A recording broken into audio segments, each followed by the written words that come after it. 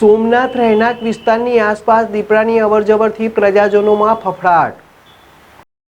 સોમનાથ પ્રભાસ પાટણ બાયપાસથી ત્રિવેણી જતા રસ્તા ઉપર વિણેશ્વર સોસાયટી આસપાસ વારંવાર દીક્ષાઓની અવરજવર રહે છે અને ક્યારેક વન વિભાગ પાંજરે પણ કેદ કરે છે, પરંતુ દીપડાની હાજરીમાં ઘટી જ નથી। આજરોજ સોમનાથ ટ્રસ્ટ પુસ્તક લાંબા સમયથી થઈ રહેલ બાંધતા અને મને અટકેલ બાંધકામ નવું સાંસ્કૃતિક હોલ પાસે પસાર થતો જોવા મળેલ અને વિણેશ્વર સોસાયટીમાં 150 જેટલા પરિવારો રહે છે।